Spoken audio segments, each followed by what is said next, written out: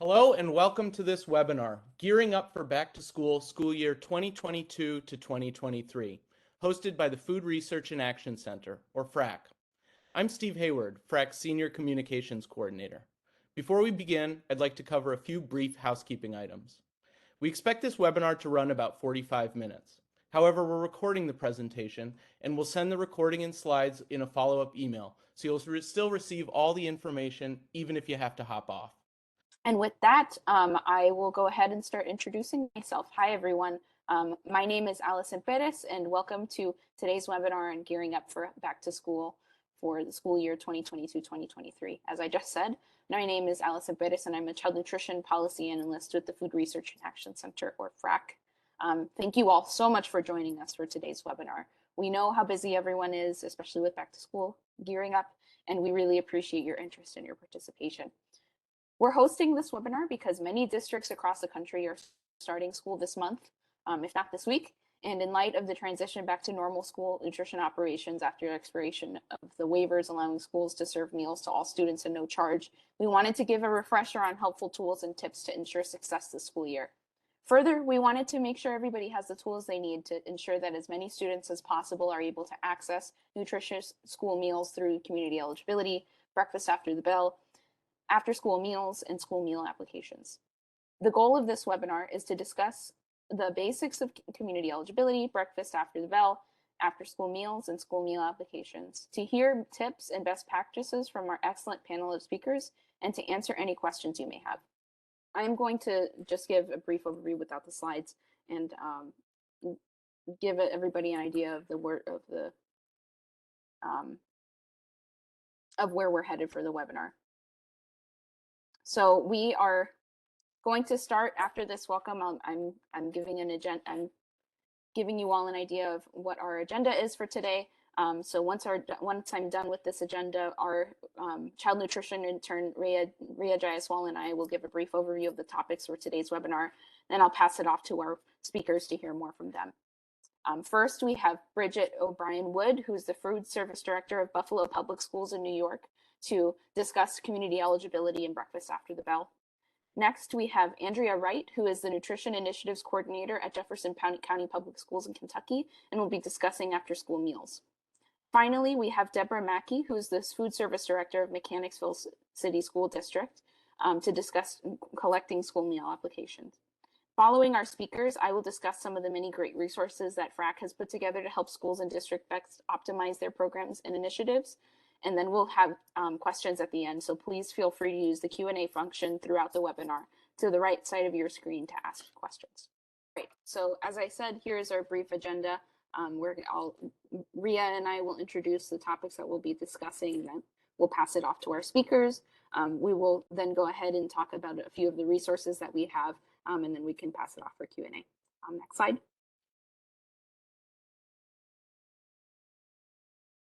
So while many of the waivers allowing schools, while the waivers allowing schools to serve free meals to all students regardless of their household income expired on June 30th, thanks to the passage of the Keep Kids Fed Act on June 25th, USDA has been able to extend other key child nutrition waivers for this summer and for the upcoming school year. For the summer, they were able to extend non-congregate meals, parent pickup, multiple meals at one time, and area eligibility waivers, although we encourage you to check in with your state agency before making any changes to your summer programs. And then for the school year, the bill included a 15-cent increase in school breakfast and 40-cent increase in school lunch reimbursements, 10-cent increase for after-school meals and snacks. But unfortunately, states do not have access to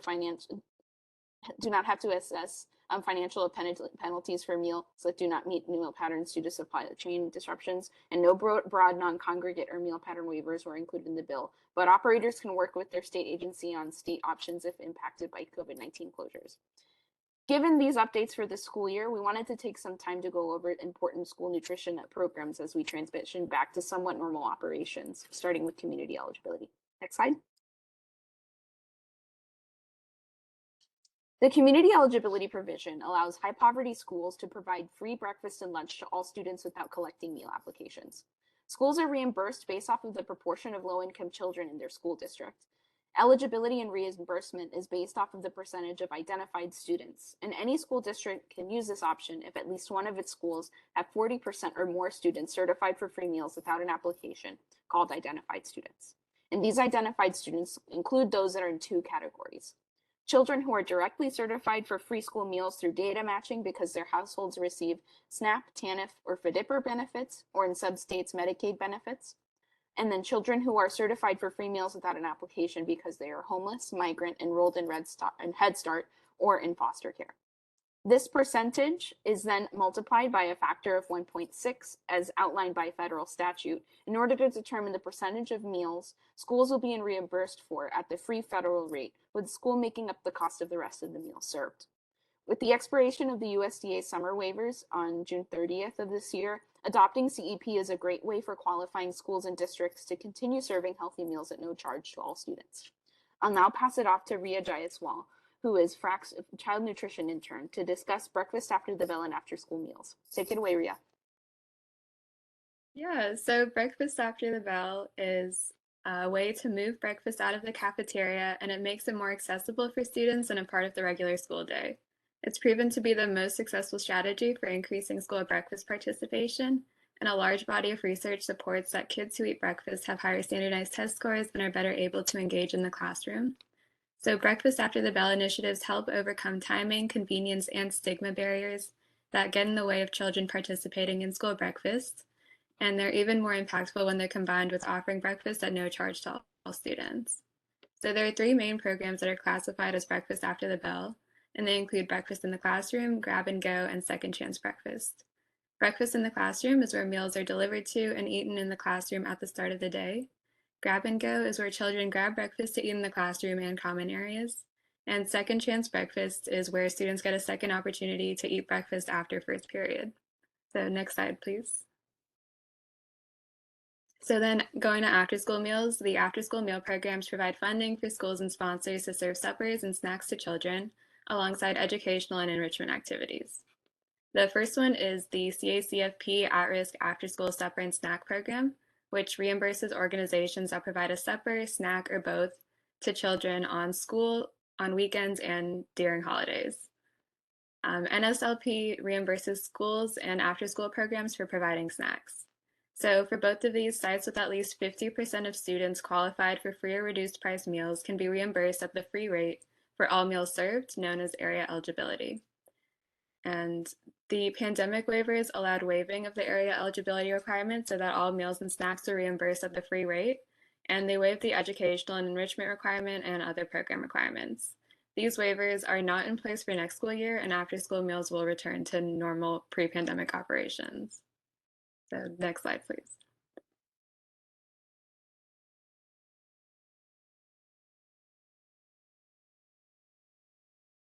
Thanks, Ria.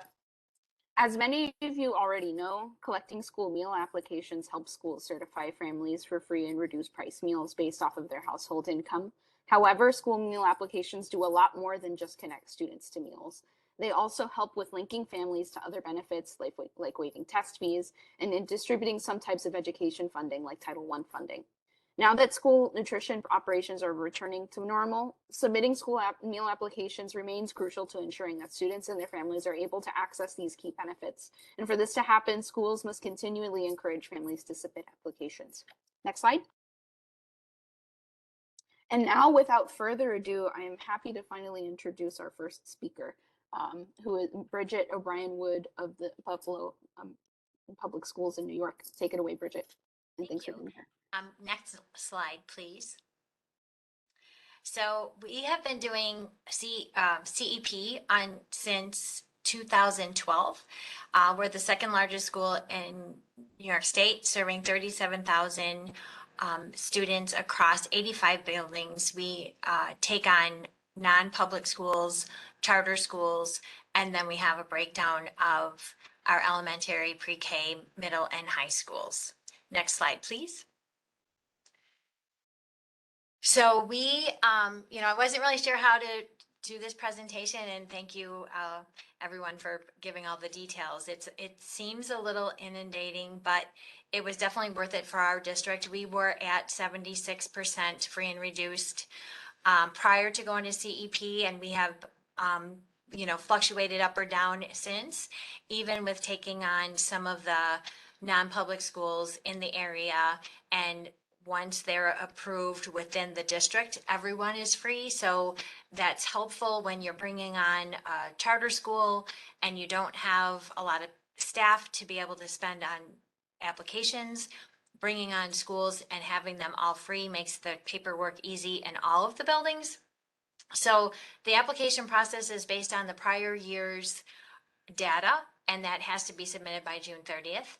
And then it has to be, you have to utilize the enrollment at the time of April 1st. So because we've been doing this now for 10 years, we do it every year, because when we bring in new schools, whether it's a Catholic school or a charter school or a early childhood center, like a special ed community, we have to requalify all of them anyway. So we've gotten really friendly with our IT department, and they are our right hand in this process, and we couldn't do it without them. But it's become very routine for us every year to just do the whole application, just so that we have everybody on the same free eligibility, on the same wavelength. But it is a 4-year program where you apply once, and then you have 3 years where you just do it once a year just to verify the data. But you don't have to go through that formal process every year, but we have been doing that quite a bit because of the extra schools that we bring in. Next slide, please.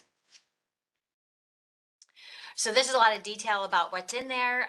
The application process is pretty self-explanatory. Our state education department really helped us walk through it. And like I said, it's become routine after 10 years of doing it.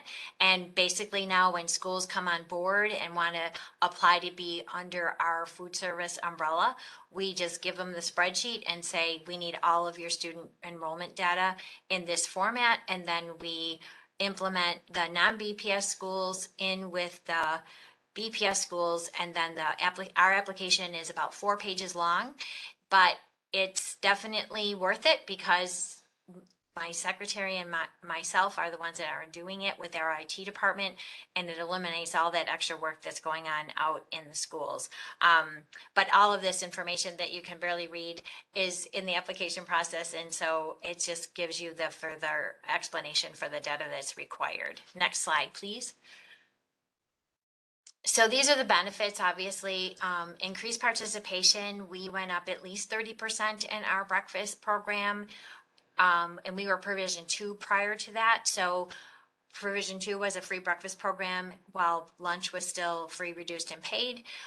We did go up 25% in our lunch program, and we sort of maintained that status. And we're, very grateful that we don't have to worry about going after unpaid lunch debt, which has become, I know, a challenge for a lot of school districts. So if you're thinking about CEP, that's probably one of the biggest reasons to go to it, even if you're on the border of the 60%.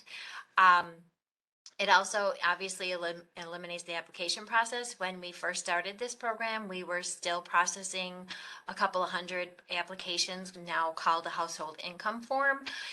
It was something that I was concerned about in this district, where we have such a high percentage of poverty, that the Title I money, foundation money, might be impacted by not getting that reduced percentage, because our reduced percentage was about 10% of the population.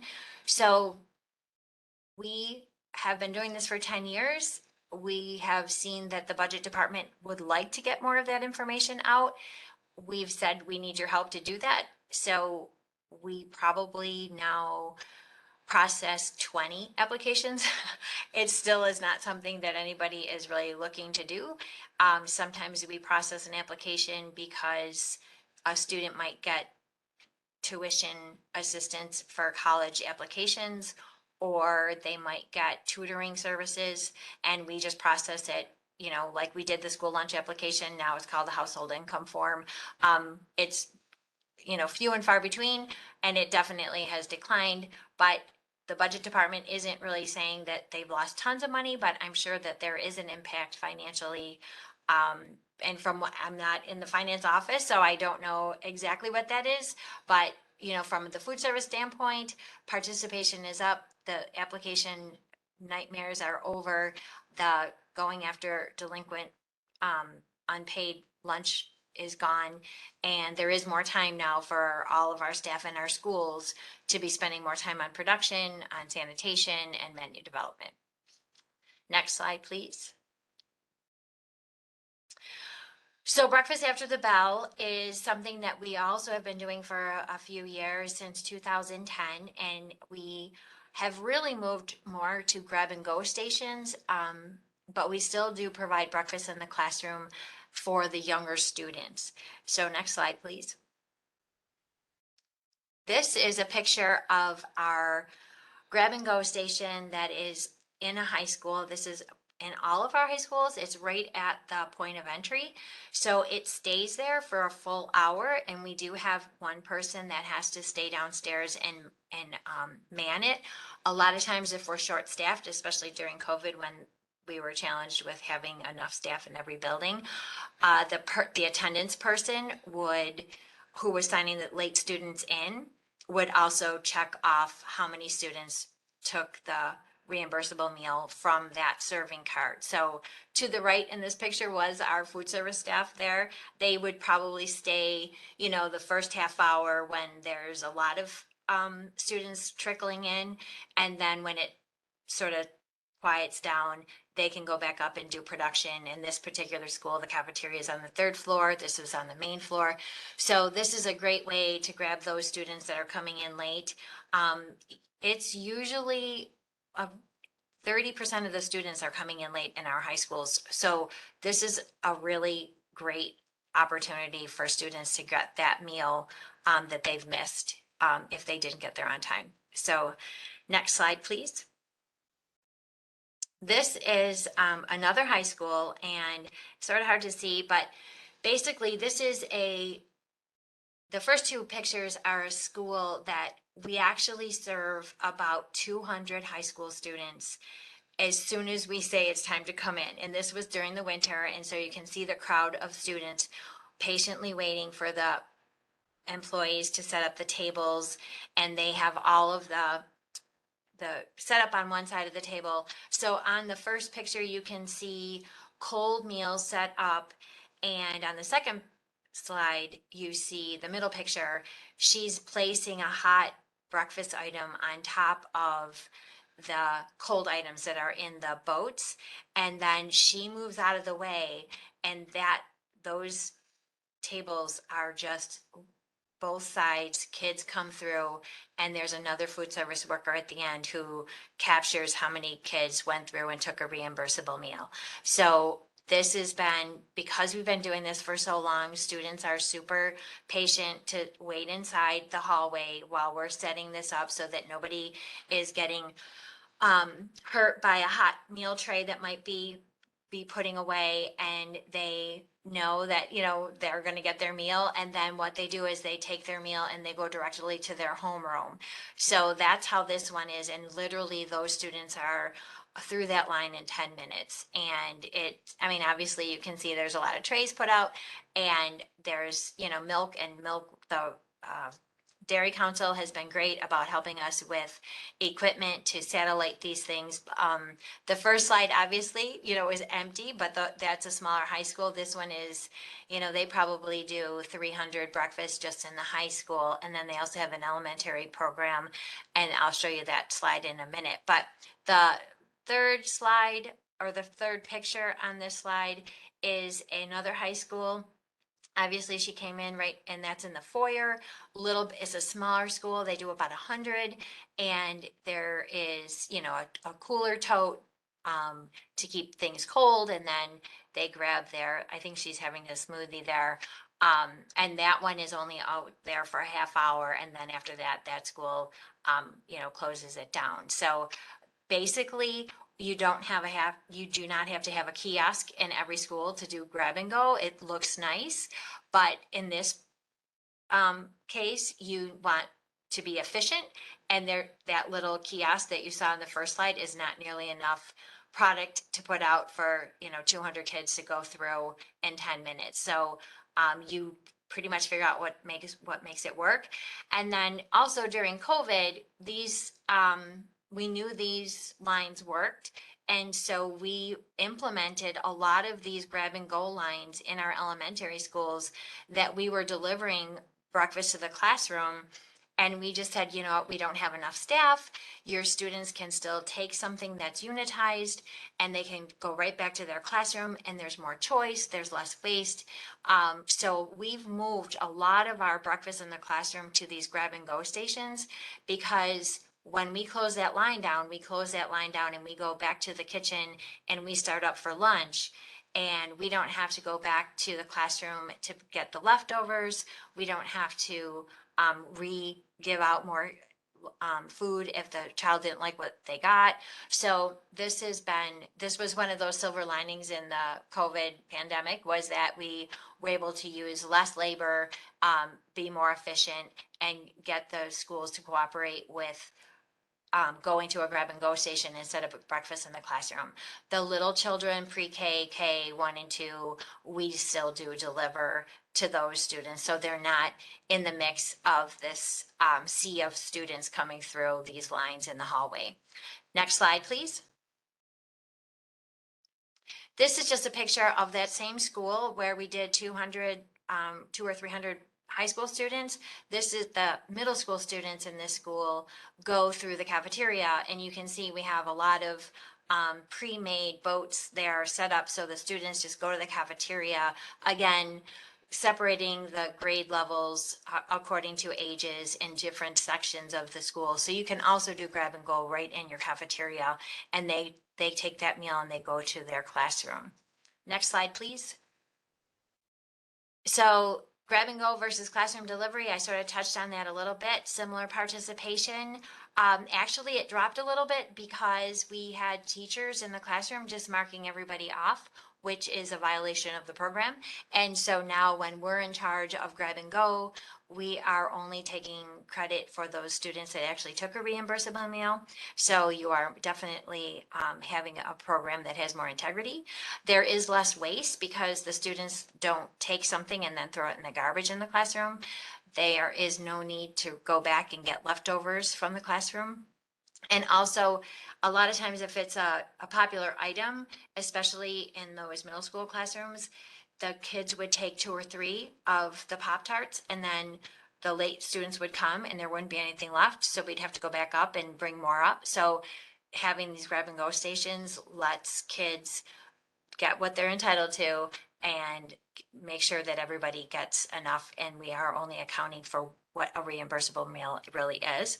And then we've definitely been able to increase the menu options and still do hot meals, probably at a better rate than we would if it was classroom service.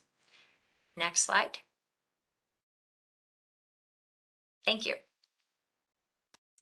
Awesome. Thank you so much, Bridget. Now I'm excited to introduce our next speaker, Andrea Wright of Jefferson County Public Schools in Kentucky. Go ahead, Andrea. Hello, everybody. Thanks for joining us, and thanks for having us. I am from Jefferson County Public Schools, and on the next slide, you can see that we are the largest school system in Kentucky. We have 165 schools. We service 147 kitchens. We do have a central kitchen as well, and that sends out all of our items to the schools. So a pretty large school district. Next slide. Within our 147 kitchens, we offer all of the programs pretty much. The National School Lunch, the School Breakfast Program, the CACFP snacks and suppers, as well as the Summer Food Service Program and the Fresh Fruit and Vegetable Program. Next.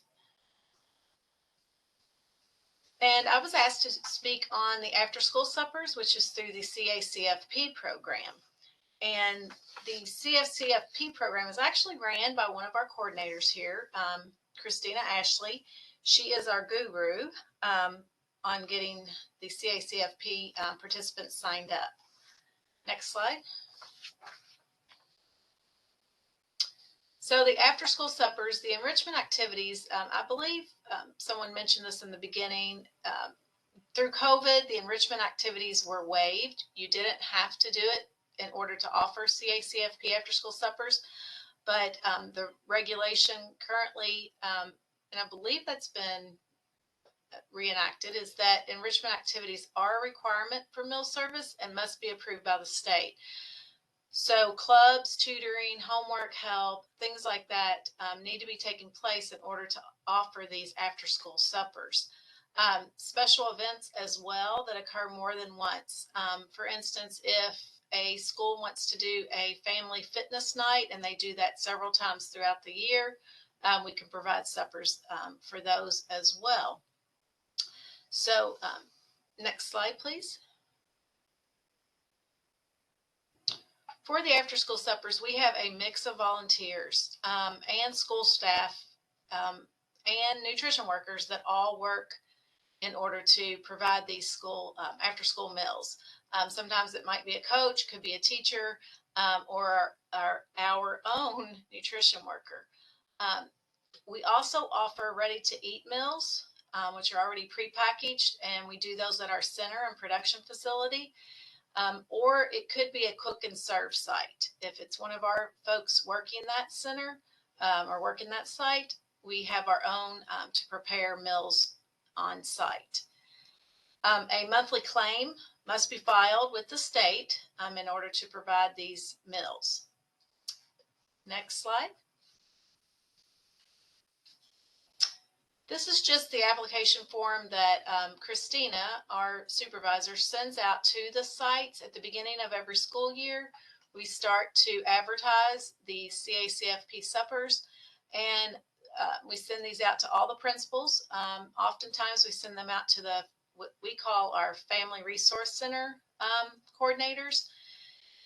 And then any other contacts that we may have, some of our community partners, things like that.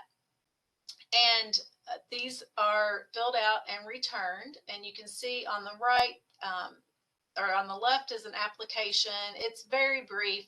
We ask for the name of the school, the name of the lunchroom staff that may be serving the meals, the title of the school's enrichment program contact. So who is going to be the enrichment contact for that school and the person that we need to coordinate with.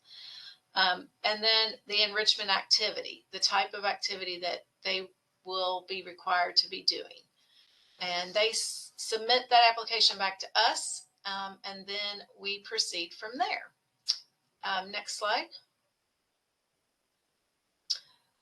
This in turn, the application will then have to be submitted in what we call CNIPS, which is our online system that we submit to the state, and the state will then approve or not approve. Almost always they approve the enrichment activity and the CACFP meals.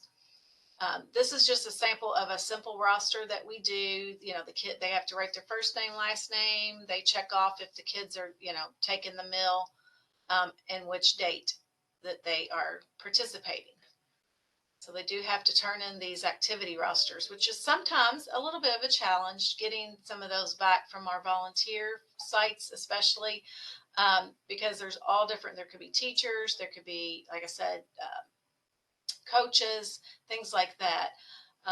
But sports alone does not qualify usually an enrichment activity. There has to be some tutoring or some homework help going on as well for at least 20 minutes in order to get that approved. So just a note there. Next slide.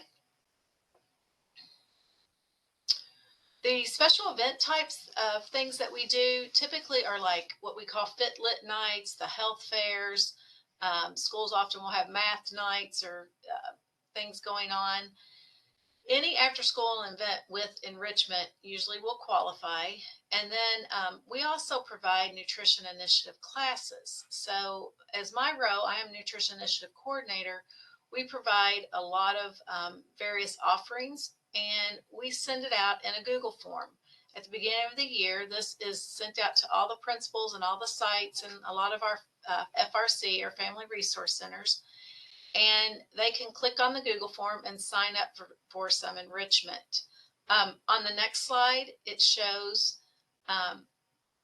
just a sample, a snippet of our Google form. We offer, the back to school events.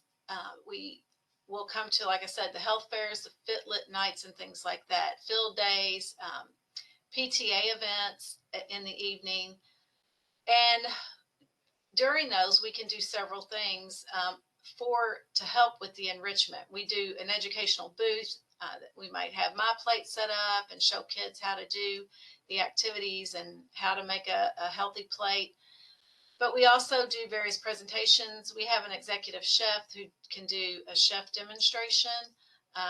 We can take our bus stop cafe. We have 2 bus stop cafes which go out into the community, and we also take these for special events.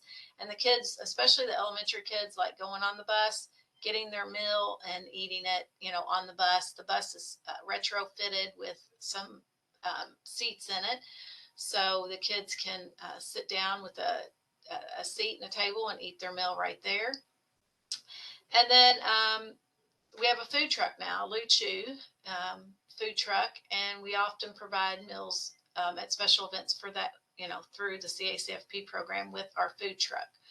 So there's a lot of things going on. One thing I will also say is that this is a form that I send out, and we offer these programs, and we're lucky that, we can do this. But we've also partnered with various other people like Norton Children's and Hospital. We've partnered with KSU and some other groups, our extension office, to provide some of these classes so that I am not teaching everything or the chef's not out doing all of these classes. But that gives folks, a chance for us to be involved, but also be able to provide these meals to the kids as well. Next slide.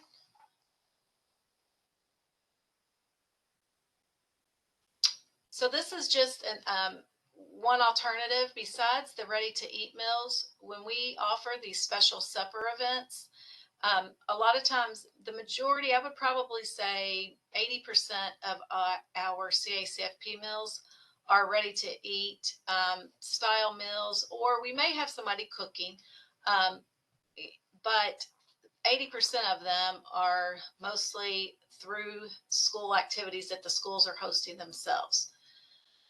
About 20% is what possibly we may do with like a special supper event. So if they say they want a fit lit night, we offer, a variety of choices that we have. This is actually a couple years ago. We have not been able to do this through COVID, but now we will be getting back to some of these type events where we will offer, a spaghetti meal or a chili, a chili night, a taco bar, and we will actually be providing meal on the line, and this will be covered through the CACFP program. So this is just a sample of the order form that we would send out to them once they have been approved for their enrichment, and be able to provide a meal in this way versus just a cold or a ready-to-eat style meal. Next slide. Oh, just some pics of our Luchu food truck, and another event that we had going on where we were offering some free books along with the enrichment program. So next slide. And so that wraps it up for me for CACFP. And then I think Deborah will be our next presenter. Thank you. Thank you so much. And I also want to encourage people, if you have questions at any point in the webinar, we will be answering them at the end, but feel free to put them in the Q&A function if you have them. And without further ado, we have Deb Mackey from Mechanicsville City School District. Hi, everyone. Thanks so much for including me in this. I'm always get excited when I'm hearing about people talking about the same things that I'm so passionate about. I'm going to talk a little bit about collecting free and reduced applications. We all know that we need them. Parents don't really realize the importance, and that's what I want to focus on. Next slide, please. I think we need to share the benefits of filling out an application with families. I send mine out in multiple ways. I think that parents need to know that these meal applications don't only provide the possibility of a free meal for their student, but it also helps the school lunch program. If we don't have participation If people don't know that they could get a free meal and the kids don't come and eat, we don't have any reimbursements from the government and we can't fund our programs. Federal funding only happens with participation, and that needs to be a focus for everyone in our communities. Students that qualify for free and reduced meals can also be eligible for many other benefits. Benefits like waivers for testing for college and AP exams. They might also be able to get free or reduced internet access at home and sometimes even utilities in the household. I think parents need to know that. Free or reduced costs for school, field trips, and also the benefits that can come from the district being eligible for STEM equipment and computer equipment. Also, in listening to the other speakers today, I'm thinking to myself, schools can be eligible for those after-school programs if they have enough people that fill out the applications and they have the percentage of students that you need to have to qualify for those after-school programs, and also for CEP. I know in my own school district, in one of my buildings, I'm right on the cusp. So I want to make sure that people know that if they take the time to fill those applications out, it could be a huge benefit not only to their family, but to the entire school district, or maybe even the building that their kids are in. Next slide, please. How can we reach families? I'm pretty vocal. You can probably tell that by my chat. I don't have a problem reaching out to people by phone, by email, by text. I, in this past year, created a Facebook page for my food service operation, and the middle school students let me know that Facebook was for old people and that I really needed to do something on Instagram. So I had a dietetic intern with me and she helped me set up an Instagram account, and I am shocked, absolutely shocked, how much feedback I get from families because of those two things. So I post on our social media as regularly as I can, and when the school season is really up and running, every day I'm putting pictures up and telling parents what we're doing. I'm typing little blurbs to say to families, if your financial situation changed, you can still fill out an application at any time during the school year. You don't have to do it just when you enroll or before school starts. I think a lot of people don't realize that. Maybe something happened, illness in the family, and you've lost a source of income. People can fill out their application whenever they need to. I think it's important for everybody to know that. I do use a local newspaper. I'm very lucky that this publication in my community is a husband and wife owned publication. They come in anytime I have an event or a contest and they take pictures. They're judges for things that I do, and they're very eager to support our program. So at every opportunity, I am reaching out to them and asking if they could promote what we do here. And that definitely includes free and reduced apps at the beginning of the year and throughout the year. We need to make sure that families know that their information is confidential. And I think it's a great idea if we have the opportunity to families be able to fill out their applications online. I'm in the process of changing my point of sale and struggling to figure out how to do all that this year, but you know for sure that I will be reaching out to everyone to give them the link to fill out their apps online. I can always pick up the phone and call them and ask if they have any problems or questions to do that and give them a hand. Make sure that families know that if their student is free and reduced eligible, they might be eligible for other benefits such as SNAP or WIC or Medicaid or the Child Health Insurance Program. And I tell families who send me a little email, you know, I'm sure that we don't qualify, but do I need to do anything else? Yes, fill out the application anyway. Even if you're sure you don't qualify now, that data is cumulative for the whole district, and we need to know what's going on in our district to see if we're eligible for other grant monies and things that are out there for us. Next slide, please. I just mentioned being a great communicator and reaching out. I send notification letters before the school year starts. We have a communication platform in our district called Parent Square. I can go in and type an email or send a text to any parent in the district. I can send it to one building or another, to each age group, to students, or to the whole community. And I take advantage of that. I would recommend, if you don't have something like that in your district, reach out to your super and find out if that's something that can be implemented. It's a great marketing tool for your programs, but it's really great communication tool as well. I think that if you have the opportunity to remove any negativity that's associated with applications, you should do it. People need to know that filling out an application isn't just for poor people, and that maybe something happened in your life that's unanticipated and you have to pivot on a dime to be able to function and feed your kids. This might be some way that we can help you out. It doesn't create any more stress in your life. I think that families should know that, I lost my train of thought. Sorry about that.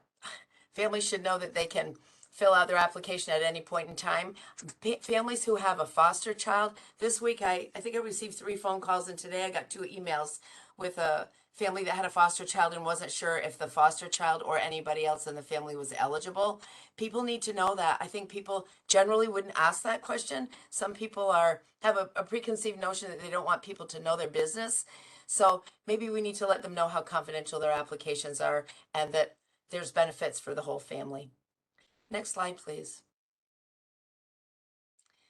Educate parents and staff.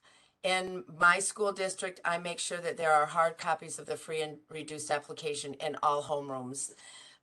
If a new student comes in, it's the protocol in my 6 through 12 building that the teacher lets the kids know that here's a form you can bring this home and have your mom fill it out and send it back.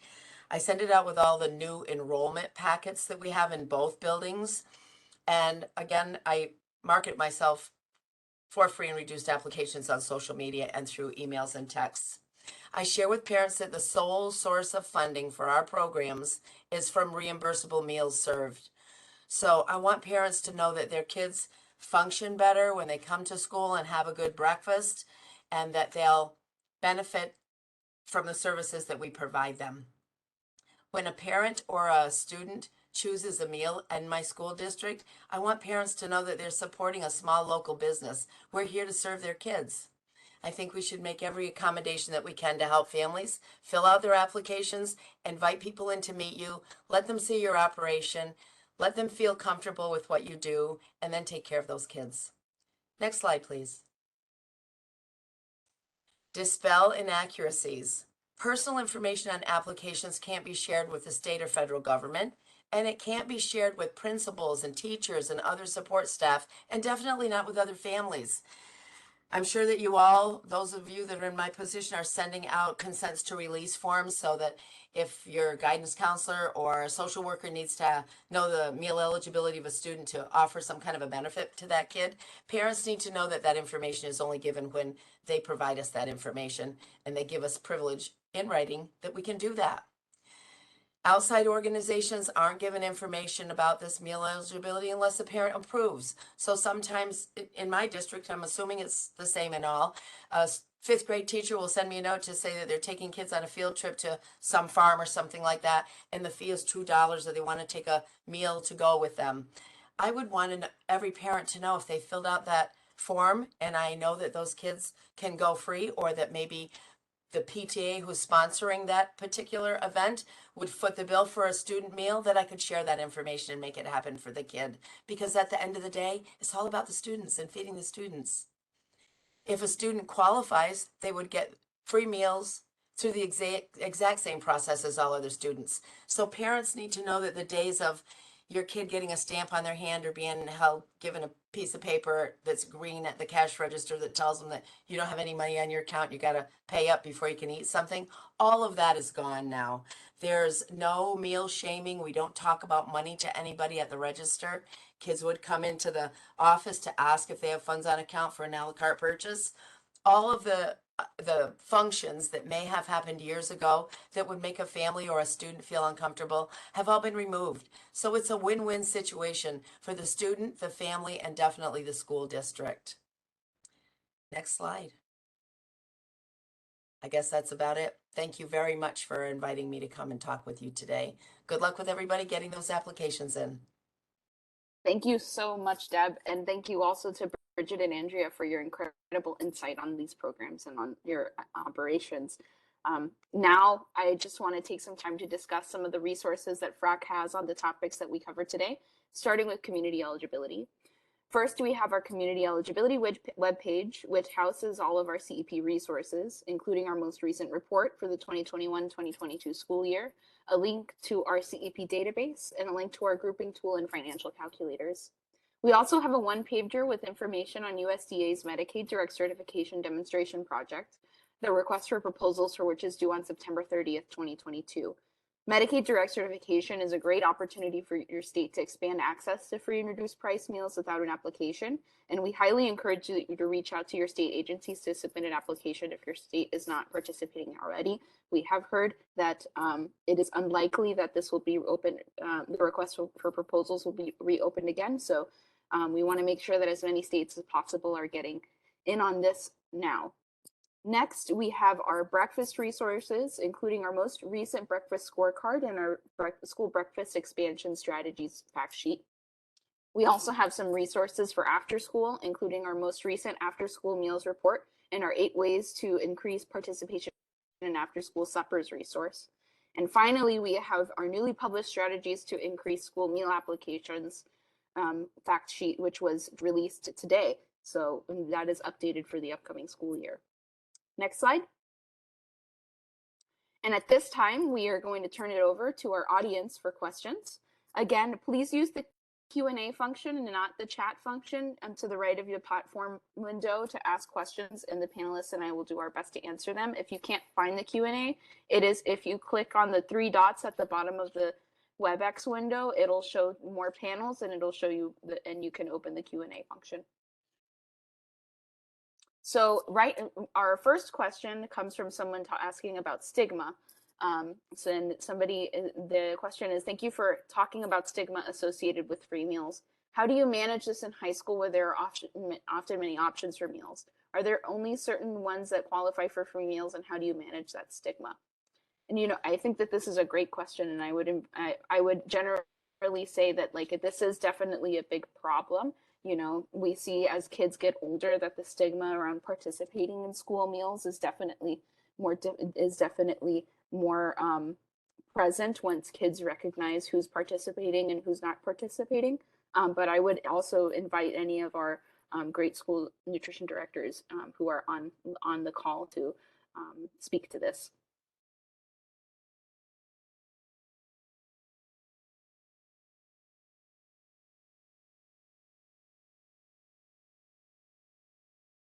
Deb, Bridget, Andrea, do you have anything to say?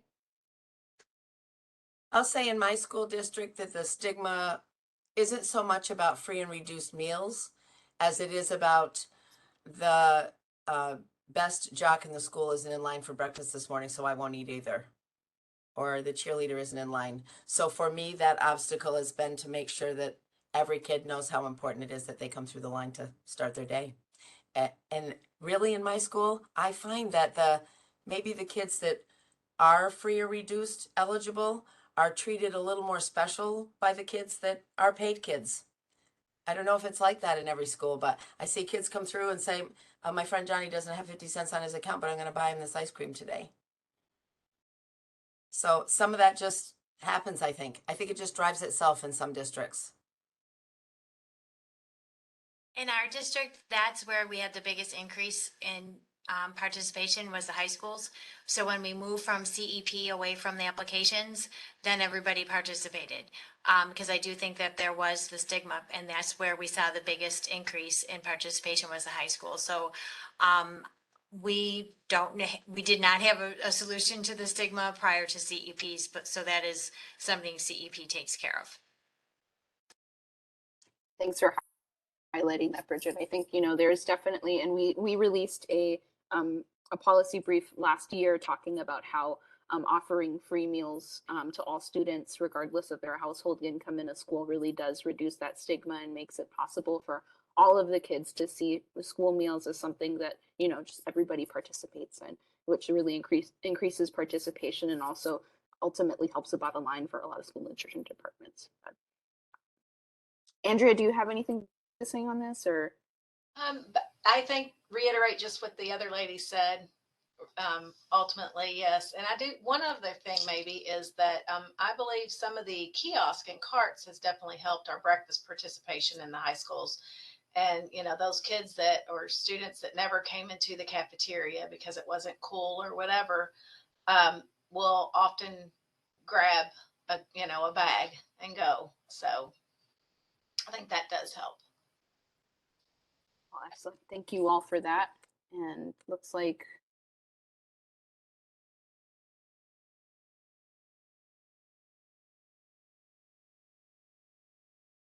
All right, so we have a lot of questions about whether the slides will be available after the webinar, and yes, these slides will be shared with all of the participants after the webinar concludes via email. You'll get access to this recording and to the slides with links to all of the resources that were shared. So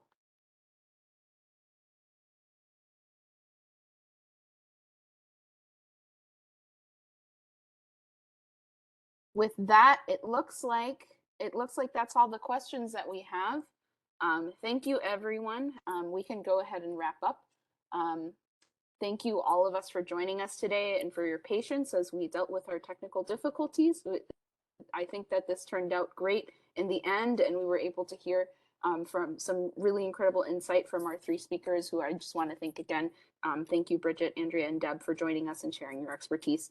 As I mentioned, the recording and resources mentioned in the webinar will be shared in a follow-up email. And in the meantime, please do not hesitate to reach out to any of us if you have any questions. If you would like to reach out to me, my email is aperez@frac.org. Thank you all again, and we'll talk to you soon.